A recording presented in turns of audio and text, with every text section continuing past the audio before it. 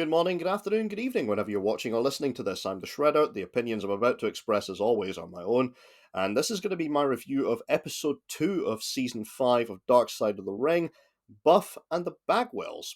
And compared to the episode, well, the season opener, episode 1 about John Tenta, this is a little bit more of what I was expecting of Dark Side of the Ring, in that the opener with John Tenta was a great biography, but it was more about the sad story about his unfortunately tragically young demise, and the fact that despite being as beloved as he was and a major star in the 1980s, nobody came to his funeral. Nobody was there, from the business at least, in his final days.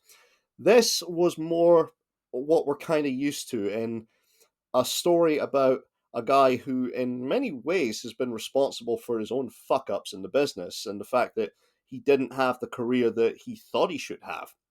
And although saying that, at times this episode felt like it would be more at home on something like the Maury Povich show, because it wasn't just discussing Marcus Buff Bagwell himself.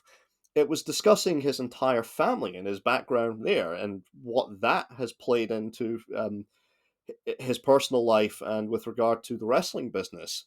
And again, it was more in tune with what I'm used to with Dark Side, but at the same time, it was something completely different in other aspects of it. I will say Dark Side did a phenomenal job with the lineup of guests. They had Missy Hyatt, Mark Slick Johnson, who's known Buff since he was 18. They had Buff's father, Steve Bagwell, Too Cold Scorpio, Scotty Riggs, Eric Bischoff, and two of Bagwell's ex-wives. And again, I wasn't left scratching my head thinking, well, you know, why are you on this? Like, again, has happened in previous seasons, when they've brought some guests on. There were a couple of guests I wish they could have got, but for one reason or another, they didn't. And I'll talk about more as the video progresses. The production was very, very well done again when it came to the reenactments. In fact, there was one in particular I thought was absolutely hysterically funny. And again, I hope Darkseid keeps that up throughout the rest of the season. Again, the major drawback, unfortunately, Chris Jericho's narration. He's still flat, bland, and monotone, and seems like he doesn't care. I mean, I'm guessing Ben Stein just wasn't available for that kind of role. With his parents no longer able to support him, Marcus moves out of the family home, marries his high school sweetheart Tanya, and finds a whole new way to make a living. In 1930, the Republican-controlled House of Representatives, in an effort to alleviate the effects of the... Anyone? But let's get into it. We'll discuss episode 2 of season 5, Dark Side of the Ring, Buff and the Bagwells. The episode begins telling us about Buff's personal life, his background before he ever got into professional wrestling. He came from a wealthy family. His father, Steve Bagwell, was a famous drag racer and a self-made millionaire, and his mother owned the biggest lumber company in Marietta, Georgia.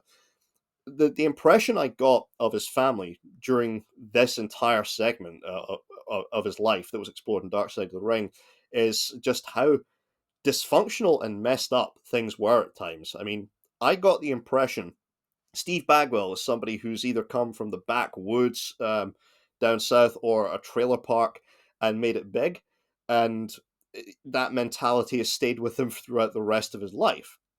I mean, they covered things like, for example, Steve Bagwell losing his temper and taking a machine gun and going outside and mowing down geese in a lake in front of his house, which Steve Bagwell thought was hilarious. I just found that incredibly disturbing. You had stories that Slick Johnson was telling, and even Marcus Bagwell, Buff, backed this up, which was that when they were young, Buff had a brand new Corvette at the age of 15, which he, could drive back and forward to school with. Uh, but when they were going out clubbing, Steve would show up and pass out bags of cocaine to Buff and his friends. And his mindset was, well, at least I know they're going to do it, but at least they'll be using the same supplier as me, so I know it's good. Which, again, is kind of a messed up mindset. And Steve Bagwell also does not come across very well when it comes to his temperament and ownership of guns. So during the story, they talk about how Judy Bagwell had taken out some loans on the lumber business, which she had no hope in hell of paying off. And it was just Buff, his mother, and his father living at home at the time because his two older brothers had moved out long since then.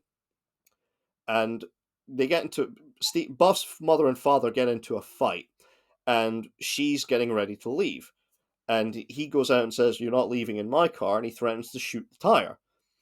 Judy calls Buff down, and he's got a gun in his hand, and he points it at his dad, and says, his dad says, "Are you going to shoot me?" And he says, "Well, not unless I have, no, sir, not unless I have to." At which point, Steve Bagwell goes and grabs a revolver that he kept on the top of the fridge. I mean, yeah, not anywhere secure, just on the top of the fridge in the kitchen.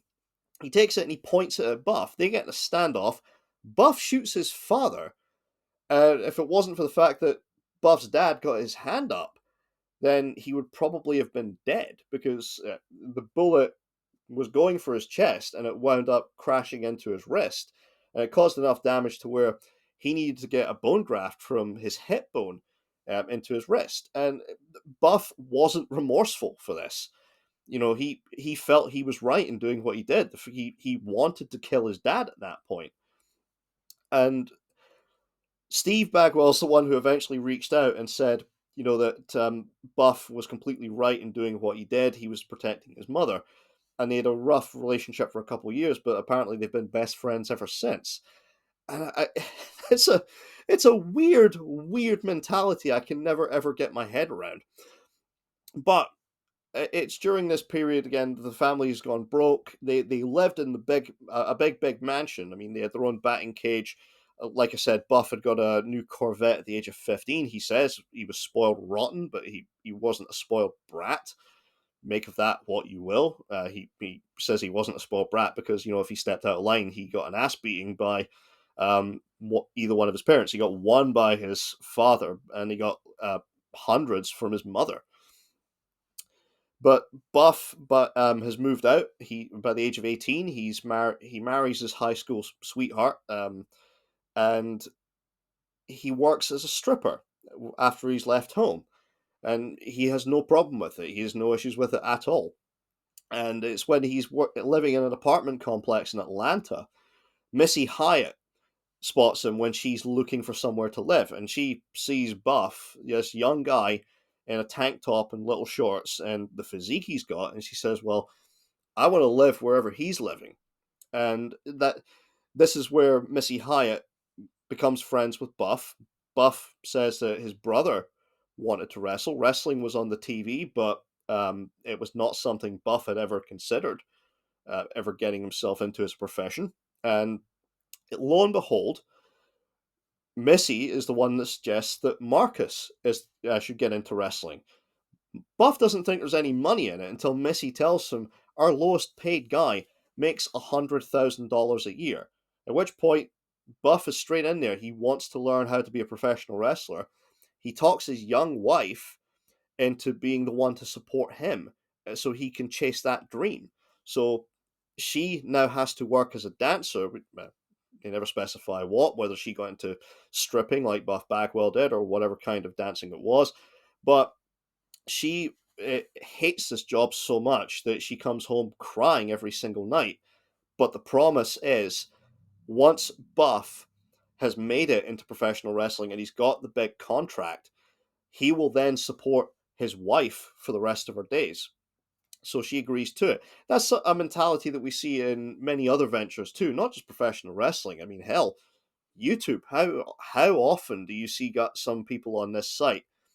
They they dedicate themselves to this site full time, and they have a partner who works a regular job to try and support them and chase their dream because they want to make it big as the next YouTuber. So it's not unusual for that kind of thing to happen. But again, this was something that took its toll on Buff's first wife. And when Buff eventually does get into the business, he's trained by Steve the Brawler Lawler. He starts working the independents under a mask as the handsome stranger. And this was not a gimmick that was ever going to main event WrestleMania, but he had put in enough work that he could get a tape together, which Missy Hyatt showed to Jim Barnett at WCW. He was impressed, and they snapped him up. They brought him in for a tryout match, and then they signed him to a contract. But this took its toll again on Buff's marriage, because Buff was in his early 20s at the time. I think he was only about 21 at the time when he got signed to WCW. And lo and behold, he's not ready for things that come with being a star in professional wrestling, such as women throwing themselves at you, especially if you're working for one of the bigger companies.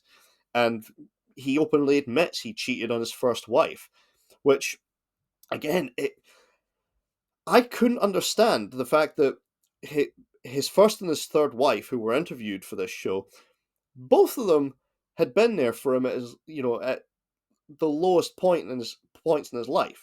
So when Buff was working to make it as a professional wrestler, the first wife is stuck by him. She's working a job she hates. She comes home crying every night, and he admits after he joins WCW that he's cheated on her repeatedly, and she still loves him at the end of the day. The third wife, we'll get into that one later on, but again, both his wives love and care for this man, despite the fact that he has cheated on both of them. So Buff's career in WCW, it's only covered very to a very small fraction. It's restricted because this focuses more on what Buff was doing outside of the ring, in terms of things like his bad habits and the extracurricular activities, so to speak. Where he would do other projects outside of professional wrestling. So they talk about the direct-to-video movies that he did for a time period. This guy Warrior, who the hell is he anyhow? He's the mastermind behind $1 billion black market network. Now, I had never seen these videos because I don't think they were ever made available in my part of the world. But from what research I could find about them, these were somewhat typical of the early to mid 90s B movies, where you would get like absolute crap that was never designed for a theatrical release, but it would have the names of Playboy models or Penthouse models attached to it. So that would be the selling point. You're watching this movie with someone who's posed in Playboy or Penthouse, so you're maybe going to see a bit of skin. Day of the Warrior, an Andy Sedaris film, starring Pithouse Pets Julie Strain, Julie K. Smith, Playboy centerfold Shay Marks, American Gladiators Ray Zap Pollitt, and WCW wrestling sensation Marcus Bagwell as the Warrior. Now, I'm really actually do want to watch these movies at some point, because I want to know where in the list of movies with pro wrestlers they rank. I mean, are they as bad as Hulk Hogan's movies, or are they actually somewhat better? They're certainly not going to be up there with They Live from what I've seen of the clips, but they're definitely somewhere in the in the middle, I think, between some of Hulk Hogan's movies and They Live. But I will endeavor to find them at some point. But Buff has done these. They talk about how Buff's vanity was to such a degree it almost cost him his life with calf implants. So Buff had been working out. He couldn't understand why his calves weren't getting any bigger when he was doing all this exercise in the gym, and he decides he's going to get implants. They look phenomenal at first, but Slick Johnson is having to pick Buff up to take him to the bathroom so he can relieve himself and then carry him back to his chair. And it's because his body is rejecting the implants.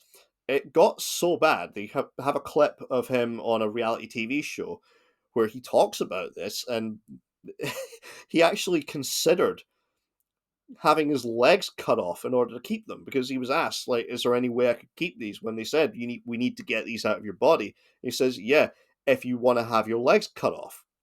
And Buff actually was seriously considering it, how he could keep those calf implants.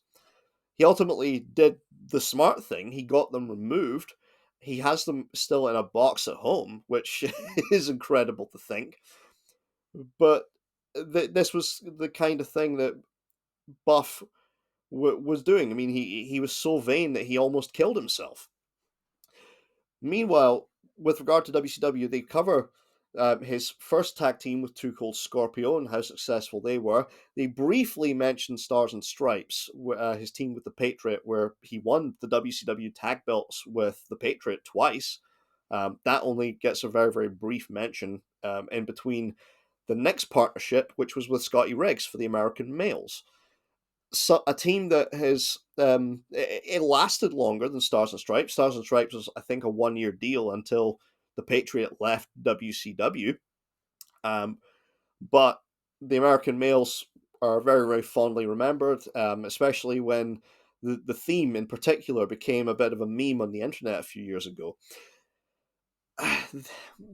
And of course, the American Males eventually transitions into Buff turning and joining the NWO, and it was a smart move. Look, I was a fan of Buff back in the day, and he was a perfect fit for that group, especially when he went as narcissistic as he did and over the top and flamboyant. And when you remember who was in the NWO at that stage, they kind of needed somebody like Buff, because at the time you didn't really have anyone other than Sean Waltman who would do the bumping and feeding for the baby faces before they get cut off by someone like Hogan or Hall and Nash or the Giant. And those were the main guys. So the Hogan, Hall, Nash, the Giant, Virgil. He wasn't going to be taking many bumps because he absolutely sucked, quite frankly, as a professional wrestler.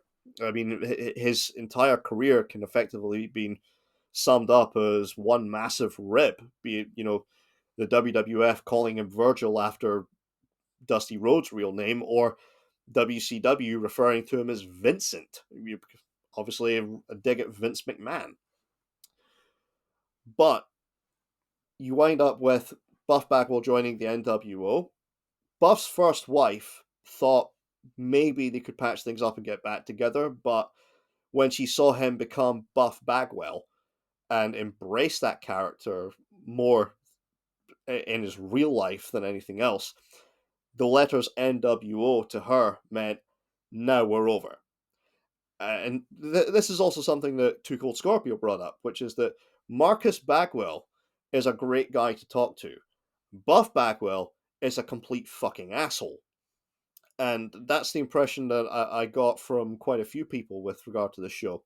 They also talk about how Buff hired his whole family to work for him when he was at the height of his fame in WCW, working with the NWO, because he had obviously a good downside on his contract.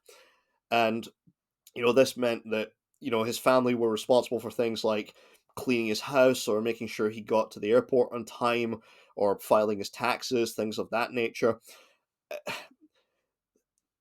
The thing that really got me off guard, though, it caught me right off guard, was the reenactment and the story of Judy Bagwell having Buff bent over and shaving his balls for him.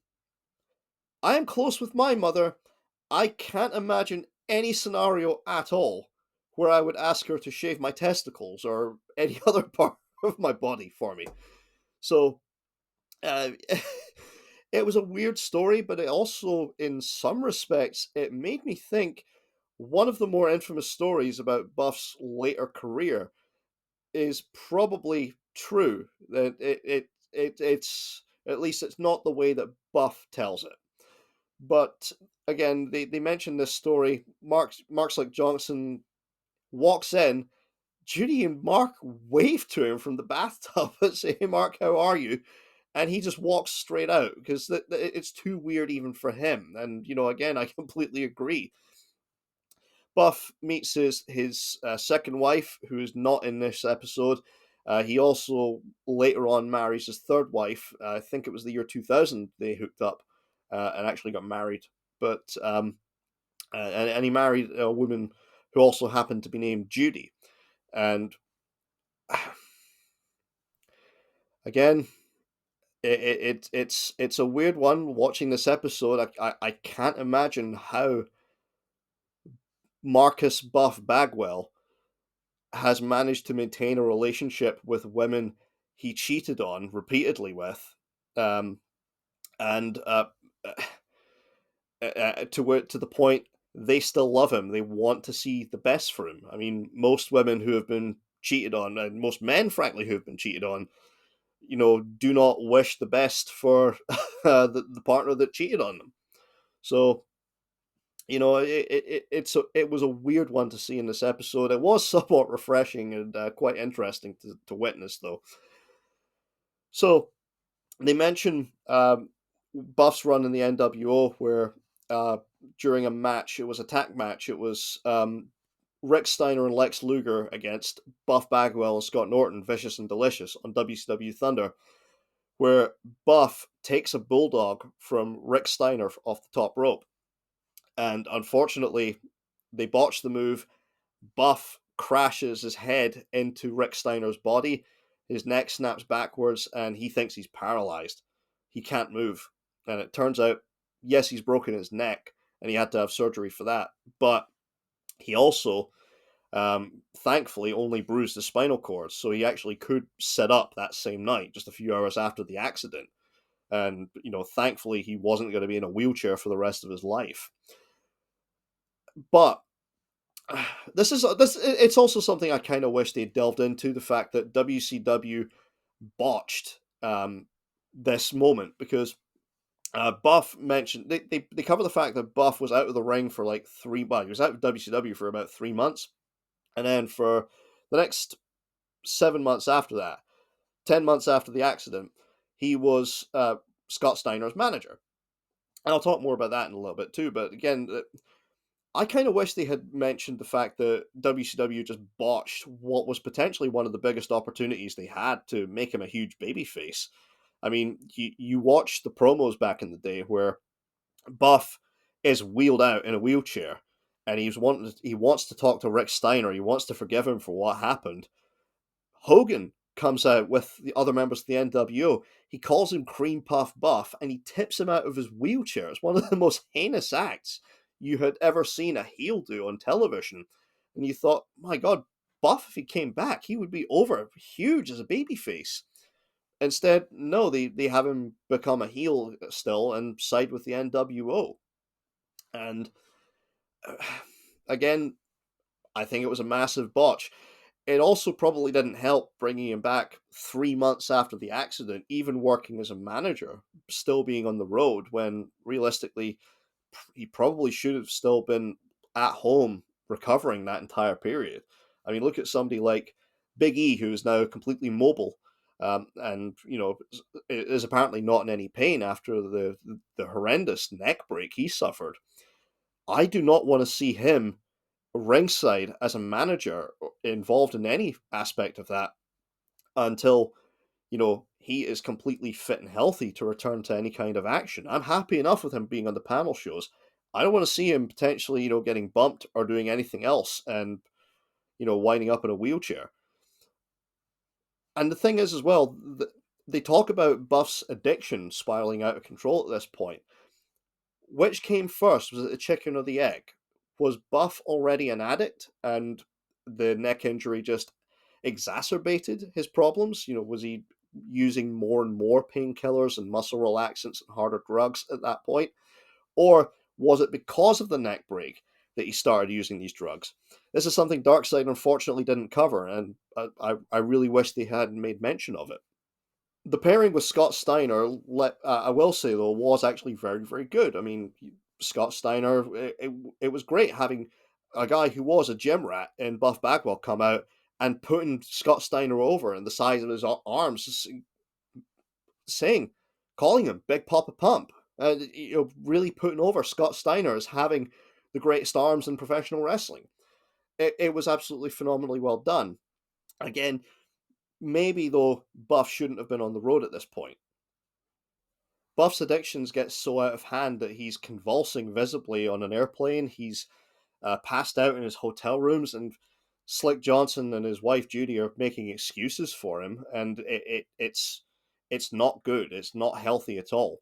They then talk about bringing Buff's mother to television, Judy Bagwell, and yeah, this was not one of the better points of WCW. Eric Bischoff says they made Judy Bagwell a star. I wouldn't have minded a one-off appearance similar to when Chris Jericho's dad came out and told Jericho he was ashamed of him for the way he was acting. I wouldn't have minded that if that was like a one-off. Judy Bagwell comes out and tells Buff she's absolutely ashamed of the way he's behaving, etc. I think stuff like that works quite well in pro wrestling. Unfortunately, Judy Bagwell gets paired with Rick Steiner. Rick Steiner needs a new tag partner for to hold the tag team championships with, and he gives one of the belts to Judy Bagwell. They show as well things like Judy Bagwell on a forklift for that feud between Buff Bagwell and Chris Kanyon. A lot of people say that was when they went too far with it. I would say probably Judy Bagwell's worst involvement in WCW was the horrendous worked boxing match that she was part of with Roddy Piper and Ric Flair at Bash of the Beach 1999. We then come to the point, one of the bigger points of the story, which is obviously WCW goes out of business and is bought by the WWF. And Buff Bagwell's name was mentioned on TV during the infamous Monday Night Raw, which was simulcast with Nitro. And he got a pop from the audience when his name was mentioned. Now, Buff, his career did not pan out the way he thought it should have. Was Buff Bagwell a main event guy? No. You look at somebody like him, and look, he's not Bret Hart, he's not Steve Austin, he's not Mick Foley, he's not Ricky Steamboat, Ric Flair, Terry Funk, Macho Man Randy Savage, the list goes on. I mean, Buff is nowhere near that upper echelon of top guys. Does he have a place in the card? Absolutely. I mean, yeah, he belongs somewhere in the mid card, or probably where I think he was best suited, the tag division. And unfortunately, the WCW invasion angle was doomed to fail from day one. Everything, but that final match in Tacoma, Washington, Buff Bagwell versus Booker T, that match was not the career killer for Buff Bagwell, and it wasn't what killed off the invasion. There was much, much more that went into killing off the invasion. But before this match even happens, there's an incident where Buff Bagwell gets into a fight with Shane Helms. This is one where I would have loved if they had brought Shane Helms on to discuss this, because Buff has told a version of the story that the only person who's ever backed it up that was actually there is Buff Bagwell. There's everybody else who has told this story is pretty much all stuck to the same line as Shane Helms.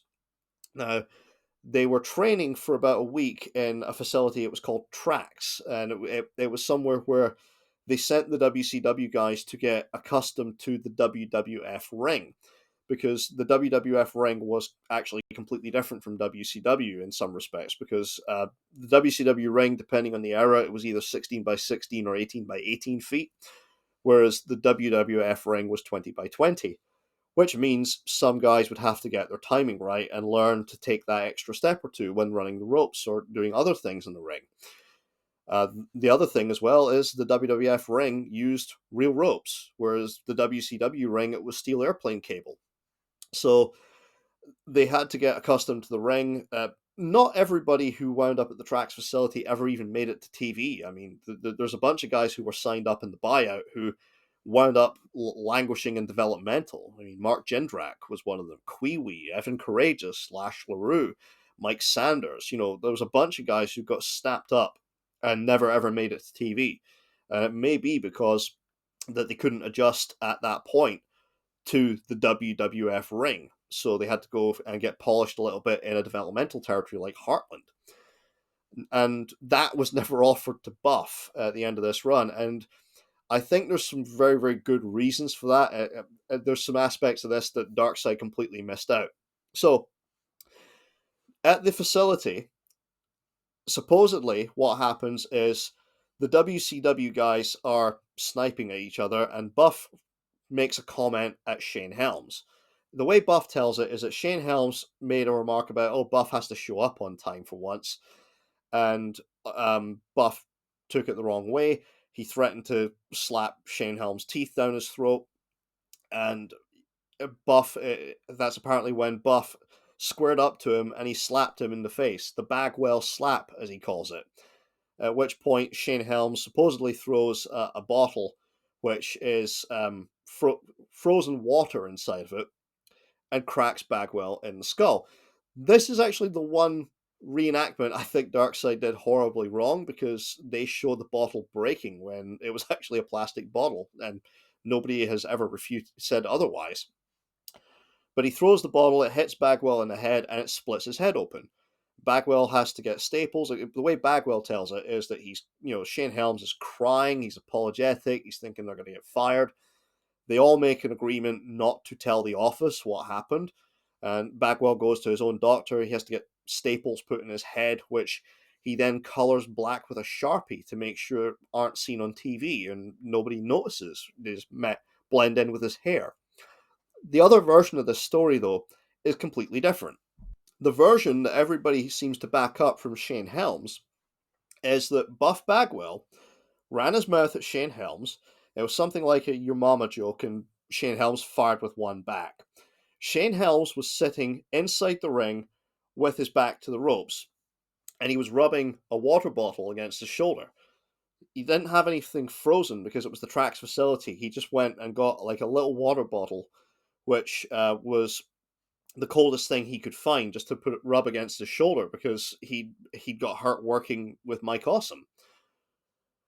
So Bagwell apparently comes up and he slaps Shane Helms and catches him in the ear. And Shane Helms just turns around, takes the water bottle, throws it at Bagwell, and hits him in the head, because his plan was just to throw it at him, distract him, and get down out of the ring and get ready to start throwing punches with the guy who was probably about 50 pounds heavier than him and more muscular, to say the least. And that's when they notice that Bagwell his head is split open. So Shane Helms is apologetic. He's apparently apologetic every time he's ever wound up in a fight with somebody. They all agree not to say anything to the office, but the office knew. Some guys who've spoken about this, Hugh Morris, for example, Bill DeMott, he's mentioned on his podcast, the Trax facility had cameras all over the place, because they would study the tapes or the live feed of guys working out in the rings. Like, it's where Shane McMahon went to practice, and they would study what he was doing while he was there. So the office knew, John Laurinaitis knew what had happened. Shane Helms gets called in. He has to talk to Jim Ross about it. And he says to Jim Ross, he tells Jim Ross what happened, and he says that, look, at the end of the day, I'm not sorry for it. If I'm going to get hit, if somebody hits me, I'm going to fight back. This got Shane Helms over with the WWF locker room, who apparently didn't like Bagwell in the first place. He came across as an arrogant jerk. And they moved Shane Helms back from the WCW side into the WWF side of the locker room, which was really segregated at the time. Buff Bagwell and Booker T had worked the night before Raw at a house show, so they knew what to expect, and how to work in that ring. On Raw, they have not a good match, but certainly not a match as bad as certain outlets on the internet have made it out to be over the years. I mean, there were worse matches on that Raw show from the WWF locker room. There's been worse matches that have main evented Monday Night Raw since this match and before this match. It was not an absolute career killer as people have made it out to be. Was it a good match? No. Was it one of the worst matches in televised wrestling? No. But the match was doomed to fail from the start. It was Tacoma, Washington. It was a WWF crowd. So, if you go to a WWF show and all of a sudden you find out there's going to be WCW matches on the card, a company that you have been rapidly opposed to for God knows how long, because let's not forget, brand loyalty was a thing during the Monday Night Wars. There were people who swore by the WWF, and there were people who swore by WCW. Of course, that latter number greatly diminished by the time WCW had gone out of business. But again, the fact is, there were people rabidly loyal to the WWF. WCW had been heels all throughout the entire thing. There was apparently nothing redeemable, because the way they had been, there was literally nothing redeemable to the crowd. It was a heel versus heel match. it was a heel angle. I mean, who were you going to cheer for in that WCW programming? Meanwhile, they have the bad match. That is not Buff Bagwell's last appearance for the WWF. He worked the next night on the SmackDown taping. He wasn't on the main show, but after the SmackDown taping was finished, they had a dark segment for the crowd where WCW wrestlers came to the ring, led by Diamond Dallas Page, and then they got the shit beat out of them by, let's be honest, WWF opening match guys or lower mid carders. Buff Bagwell was among them. He takes a clothesline from hell from Bradshaw, and then he takes a double powerbomb from both members of the APA. This apparently is what hurt Bagwell to where the story is that his mother Judy called Jim Ross at Talent Relations and said Buff is not going to be at the house shows this weekend. And that's true. Buff did not appear at the house shows the following Saturday and Sunday that he was booked on, where he was supposed to be working against Hugh Morris. Instead, Mark Jindrak had to swap in for that. But when you consider everything that was going on at the time, the fact that the crowd had turned on that match, they had the story about the fight in the back, the locker room did not like Buff Bagwell. You had the fact that he didn't turn up for the house shows and his mother called in sick for him, but he would be fine to show up on TV the next week on the Monday. I think that was enough when, again, let's look at Vince McMahon and everything he was dealing with at that time. I mean, it was only a month or two earlier that he and NBC had lost a combined $70 million in the XFL. When you factor in everything that went on, it wasn't one bad match that got Buff Bagwell fired. It was a lot of things, ultimately, that would have probably prompted Vince McMahon to say, we're not going to get the return on our investment here. Cut him loose. Fire him. Which Jim Ross had to do because he was the head of talent relations at that point. And again, when Darkseid brings up the story of Judy Bagwell shaving her son's balls, do you think it's beyond the remit of plausible reality that she would call the WWF talent relations office and tell Jim Ross, hey, my son can't come in for the house shows, he's banged up? I mean, I tend to believe Jim Ross more after this episode of Darkseid because of the stories regarding Judy Bagwell. But Buff is fired, and he spirals into depression and obviously further addiction to alcohol and pills. The most telling quote from Buff and his mindset that he thinks he should have been a star was the fact he said, so what if I had one bad match? You're going to fire me over that? I'm Buff Bagwell. What if I had a horrible match? So what? I'm Buff Bagwell, man. I gave 11 years to WCW 5-time World Tag Team Champion Rookie of the Year. I'm 31 with 20 years coming at me of wonderful wrestling. Why would you get fired over a bad match? There's a lot of ego involved in that kind of a statement. And again, it's why I tend to think that he has blamed Jim Ross a lot for why that run never worked out and why he was fired. And he says, obviously, the story regarding his mother isn't true. I want to borrow a quote from Jake the Snake Roberts when he points out addicts are liars. I mean, there's not one addict on the planet who is completely honest about what goes on in their life. They will look for and blame everybody else for their failures in life that caused them to turn to drugs or alcohol or whatever other substance it is they're abusing. So that's the impression I get with Bagwell, is the fact that he has maybe built this up into his head to the point where he now possibly even genuinely believes it. But no, I tend to think Jim Ross is the one telling the truth. Unfortunately, obviously, we couldn't hear from Jim Ross himself, and probably nobody else at the WWF office at the time because of, well, let's be honest, John Laurinaitis was probably not going to be interviewed by Dark Side of the Ring, given everything that's going on with the Janelle Grant lawsuit. And Jim Ross wants nothing to do with Dark Side of the Ring after the plane ride from hell incident. Booker T has made clear he's not going to appear on anything like Dark Side of the Ring either, because he says he doesn't want to talk about anything negative in the professional wrestling business. Although I think this is more storytelling rather than actually talking about negativity when you look at the grand scheme of this episode. Bagwell works independence. He works for companies like the World Wrestling Association, Jimmy Hart's XWA, etc. He makes a couple of appearances for TNA, although nothing ever pans out with that.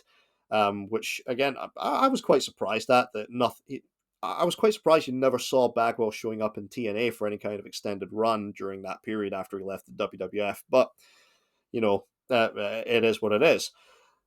Meanwhile, he's still spiraling into addiction. He winds up crashing his car coming home from rehab at one time as well, because his body goes into complete shock due to just being clean. And it's a horrible wreck. I mean, it leaves his face swollen. He's on a ventilator. He's in intensive care. And unfortunately, the bills start to pile up. And this is probably what led to the later aspects of his career, which, we can be honest, they have been memed to death by the internet wrestling community long before this episode of Dark Side of the Ring ever came out, which was Buff appearing on Gigolos.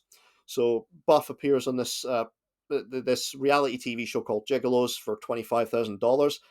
Supposedly, he thinks he's going on there to coach the guys, but it turns out, no, he's going to be expected to be a participant. But he has to tell his wife that this is more akin to, this is not apparently what he signed up for. It's more akin to soft porn. Again, is Bagwell retroactively making excuses? We don't really know. We never will. Bagwell is he tells quite an embarrassing story, which I'm really I would say I'm shocked by, but not when you consider the other stories he's told. I mean, some of these stories you would think are not really going to be fit for putting out in an interview of any kind. You would want to tell them in private to maybe a therapist or something. But he tells a story about how on the set of Gigolos, he can't get any blood flow to his penis, so he has to pretend like he's having intercourse with a woman on camera. He then goes to a bar and apologizes to one of the producers, saying, "Look, I'm sorry I couldn't perform and have sex with a woman." And nobody apparently clued him in. It was only at that point the producer said you weren't supposed to have sex with him. And Buff says, that it's crazy what people will do when they're completely broke and they need money. And of course, this leads into his other outside venture after professional wrestling. Well, after any mainstream professional wrestling is over, which is he appears on a male escort website called Cowboys for Angels, where he gets paid $10,000 and upwards, depending on how long he's going to stay with the client, which generally is older women. And it's during this, apparently, the first client he winds up with, she falls in love with Bagwell, and he starts developing feelings for her too, to the point where, yeah, he cheats on his wife. And he justifies it saying that Judy is away from home a lot, so they weren't really together. Again, it's strange the fact that Judy and again his first wife Tanya at least were willing to forgive him and have said, we love Marcus, still, but the relationship didn't last. And Buff has said if he could have done it all over again, he would have stayed with his wife. Whether the marriage would have worked out, or again, Buff might have at some point cheated, you never know. Hindsight being 2020 and all that. Buff's drug use unfortunately continues. He winds up with multiple DUIs. He crashes his car for, I think it must be like the third or fourth time. And incredibly, nobody was killed. Buff has said that he was the world's best functioning addict until he wasn't. And unfortunately, it's round about this time that he finds out that his mother Judy is suffering from Alzheimer's, which is horrendous. I mean, anybody who um, has gone through a family member suffering from dementia or Alzheimer's, it's horrific to watch the person go through that. So I can't imagine what that must have been like, particularly for somebody like Buff, who was as close to his mother as he was, despite what I've said previously about the relationship and, how strange it does come across at times. But again, his mother has dementia. She ultimately passes away just, I think it was actually just a few years ago. And Steve, his father, tells a story about how she just wouldn't wake up one day, and he tried for over an hour just to get her to open her eyes and to wake up, but she passed away that day. Um, that apparently is the wake up call to Bagwell to get his life straight, get himself cleaned up, get everything in order. Because by this time, obviously, Judy, his third wife, they've long since separated because of obviously the Cowboys for Angels stuff, and uh, Bagwell starts to live with his niece, and she gives him the ultimatum that he needs to get cleaned up now, or he's going to lose his family forever. And he's determined he's going to do it. They reach out to Diamond Dallas Page. DDP is helping Buff get his life on track. There's other things that the Dark Side could have mentioned. I mean, because there was a lot of other stuff going on with Buff Bagwell before he got in touch with DDP. He did cameo appearances, one in particular, which he was horrendously stumbling while he was drunk or high, whatever it was. Which Buff himself, has said was an absolute low point in his life. There was his Twitter account, which he came out in favor of trans rights, at least he did on Twitter, and then it turned out that no, Bagwell was not the person that was being portrayed on that account. The account was being run by somebody else. That same somebody also scammed a bunch of his fans too with things like merchandise that never got shipped out, including things like personalized replicas of Buff Bagwell's famous top hats. But they show briefly Buff working with DDP and him getting himself cleaned up, and that transitions into telling the story about how Buff, when Dark Side of the Ring reached out to him and said they were going to cover his story, they mentioned the people they were going to talk to, one of them being Scotty Riggs, and Bagwell said that he'd not heard from Riggs in a long time, so he was going to reach out and just call him on his own. So he called him. He winds up getting a text message from Riggs. Riggs tells him just how bad things are with him in his life, how messed up things have got with him, to where his mother has died. He has lost his house. He's living in his car for about 6 weeks before Bagwell contacted him. He's getting ready to kill himself, and Bagwell, to his credit, is refusing to give up on Riggs, and he keeps telling him, "Get yourself here with myself in Dallas. We want to help you." And this is more credit to DDP, I think, because I mean, considering how many guys DDP has gone out of his way to help out, who have fallen on rough times. So again, Jake Roberts, Scott Hall, most famously, those two, Buff Bagwell, Scotty Riggs. There was recently something I saw where he's been helping provide physical therapy for Butterbean and helping him lead a normal life again. So the Diamond Dallas Page must have the absolute patience of a saint in order to do what he's doing and helping these guys out. So it's great in the fact that the episode ends with everybody in it saying like how proud they are of Buff how proud they are of Marcus. I mean, his first wife says she can see almost none of almost none of Buff left. It's pretty much all Marcus now, and he's determined that he wants to get back into the wrestling business at some point. Which at the age of 54, I can't really see happening. Maybe a couple of independent shows here and there, but certainly not for any major company. But he wants to work he wants to get back in the ring and start working again. And who knows, maybe he'll do it. and everybody seems to be rooting for him. Everybody has said, look, for all his flaws, he's a really likable and lovable guy. And that it's great that the end of the episode does have this redemption where, yes, he's fallen on hard times. Yes, there's a lot of shit going on in his life, a lot of crazy and wild stuff. The drug addiction, the neck injury, the failure at WWF, but he's still determined to pick himself up and still determined to make a go of it in professional wrestling, even at an age where most guys have retired. And again, it's the fact he's now focused on getting clean, sober, and healthy, and staying healthy. It's a wonderful redemption arc, at least, and a great way to end the episode. It's certainly much lighter than probably what we're going to see in the next episode, which is Bam Bam Terry Gordy, and I think, given the title, most notably, it's going to be focusing largely on the plane ride. The plane ride where he lost consciousness and unfortunately suffered severe brain damage, was never the same again. So that's going to be quite a downer next week, I think, overall. But it's great, at least with this episode, that there was that redemption storyline. So yeah, that was Dark Side of the Ring. That was Buff Bagwell. He was Buff. That was the stuff. And I would say this episode was good enough. Give it a watch.